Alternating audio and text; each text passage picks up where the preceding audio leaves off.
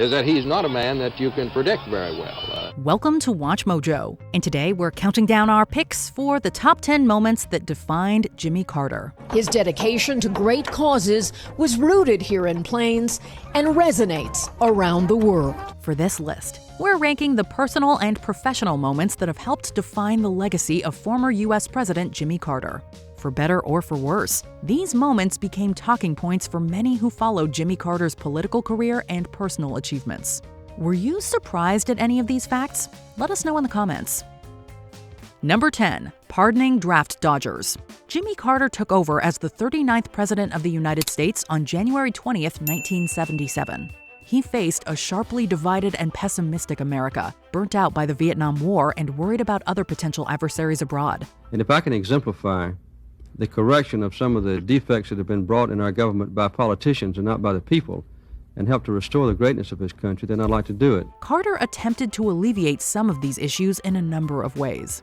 One of them was the pardoning of those who had dodged the country's mandatory military draft. Of the 125,000 Americans who fled to Canada, about half returned to the U.S. when President Carter granted them amnesty in 1977. He spoke at Notre Dame University later in the year, focusing on a new foreign policy shift for the United States. But there were unbelievable foreign policy geostrategic mountains moved during that presidency. Carter's agenda focused its energies on human issues, as opposed to attacking saber rattlers of communism on the world stage.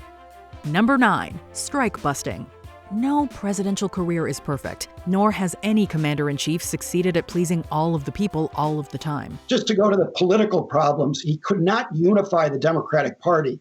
And that challenge by Ted Kennedy from the left in the 1980 primaries, that was very hurtful to Jimmy Carter. Jimmy Carter was no different in this respect, occasionally angering certain demographics of Americans who disagreed with his policies.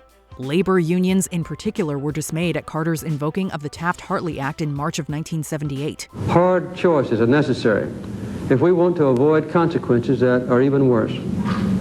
I intend to make those hard choices. He did so in order to try and stop a coal industry strike, instigated by the United Mine Workers of America. This decision was controversial and highly unpopular with union leaders and organizers, many of whom faced fines or jail time for ignoring the invocation. Many of these proposals will be unpopular.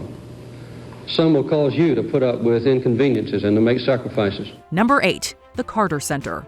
It's well known that the Carter administration endeavored to shift their foreign policy goals to reflect a commitment to human rights. Well, our first hope at the Carter Center was to have a small Camp David here so I could negotiate peace agreements between countries that were at war or likely to go into armed conflict. And we still do that, as a matter of fact. The president wasn't just blowing smoke in this regard, as he would double down on this mission in 1982 with the establishing of the Carter Center. The nonprofit came into existence shortly after Carter's exit from the White House and dedicated its resources to improving the quality of life for various communities. When Jim was involuntarily retired from the White House, there was still a lot of things we wanted to do. The Carter Center has offered medical aid, mental health counseling, and even election monitoring services, proving that both Jimmy Carter and his wife Rosalind remained committed to helping people long after leaving the executive branch. On shores a world away, the president's men pinned themselves a feat to slay the serpent come what may, so they built a team to complete the deed. The task seems simple. Make the waters clean. Number 7. Inclusivity.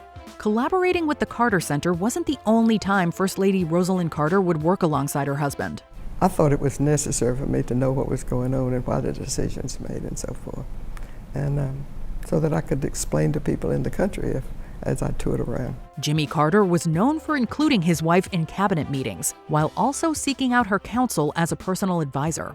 Additionally, President Carter's cabinet was remarkably inclusive for the time, utilizing both female and minority voices in a way that deviated from previous administrations. Carter was renowned for his diverse appointments during his presidency.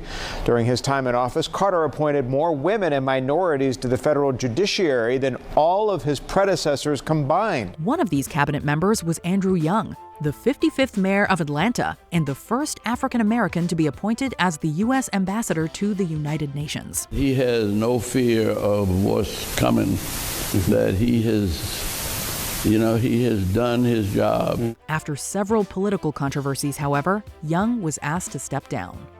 Number 6, boycotting the Olympics. The decision of any country to boycott the Olympic Games can make headline news. It's another thing, however, when that country is the United States. I can't say at this moment what other nations will not go to the Summer Olympics in Moscow. Ours will not go. While in late 1979 there was talk of boycotting the 1980 Summer Olympics, which would be held in Moscow, this stance was only officially announced in March of 1980. This decision came after the Soviet Union invaded Afghanistan and was an effort to persuade Soviet troops to retreat. Soviet troops arrived on Christmas Eve of 1979 to back the counterinsurgency and dug in for war. Soviet troops were all over the place in Afghanistan today. The action was met with condemnation from all around the globe. While other countries joined the boycott, little was accomplished politically in the end. The Soviet Union would respond with an embargo of their own for the 1984 Games in Los Angeles. The announcement, which came from Moscow late this afternoon, blamed the commercialization of the Games and the lack of security measures, violations in the eyes of the Russians of the Olympic Charter. Number 5, winning the Nobel Peace Prize. Jimmy Carter's commitment to humanity didn't end after his presidency did.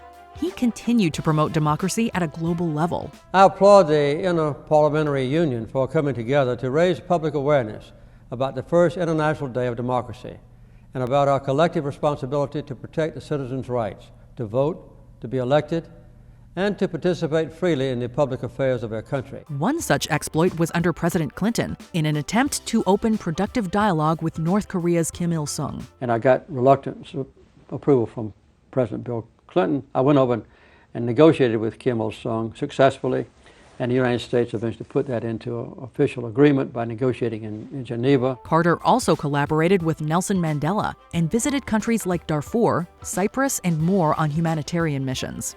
The former president also worked to help others with housing, specifically by volunteering with Habitat for Humanity. He continued to do so into his 90s and even won the Nobel Peace Prize for his work in 2002. We can choose to work together for peace. We can make these changes, and we must. Number 4, Habitat for Humanity. Habitat for Humanity is a nonprofit founded in Carter's home state of Georgia.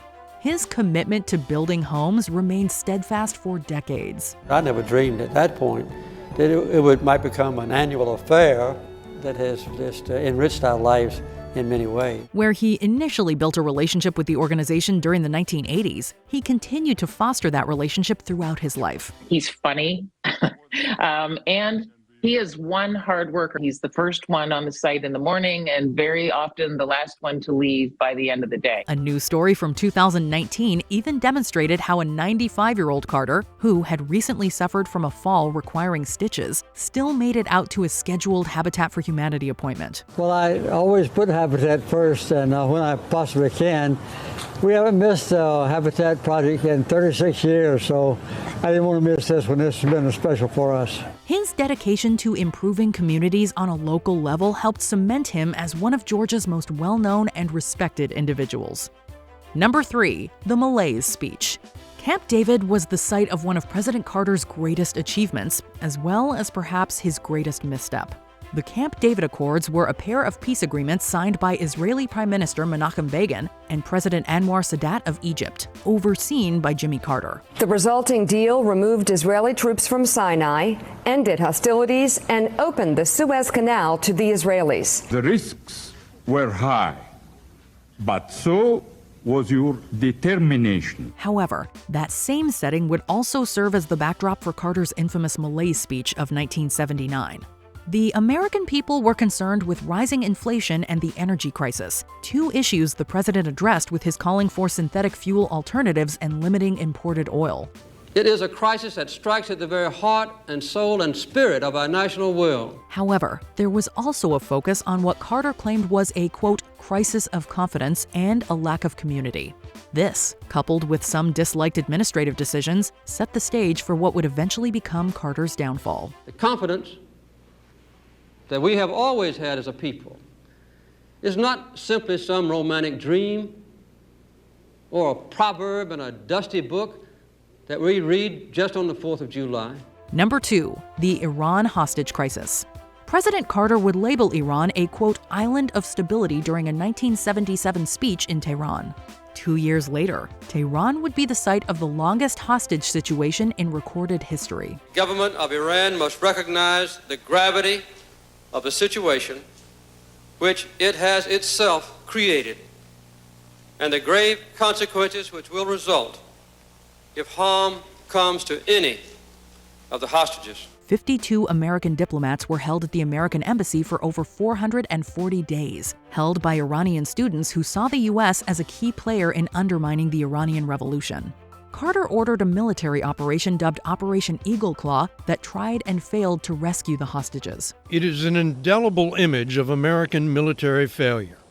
The wreckage of the disastrous attempt to rescue American hostages from Iran 40 years ago. The Iran hostage crisis would officially come to an end with the signing of the Algiers Accords in January of 1981, by which time Carter had already lost his bid for re-election. The hostages were flown first to Algeria, where they were greeted by cheering crowds. Then they continued to West Germany, where they would be met by former President Jimmy Carter, who had spent most of his presidency trying to free him. Before we continue, be sure to subscribe to our channel and ring the bell to get notified about our latest videos. You have the option to be notified for occasional videos or all of them. If you're on your phone, make sure you go into your settings and switch on notifications. Number 1, the energy crisis. Jimmy Carter was a one-term president. The love of liberty is a common blood that flows in our American veins.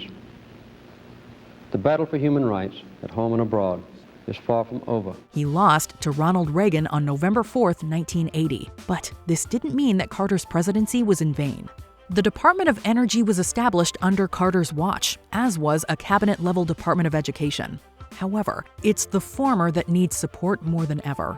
Carter's moral equivalent of war speech from 1977 predicted the current climate change discussion by over 50 years. The heart of our energy policy is, the heart of our energy problem is, that we have too much demand for fuel. It keeps going up too quickly while production goes down. The president called on Americans to make sacrifices with their homes and vehicles, and sought to promote conservation and invest in clean energy.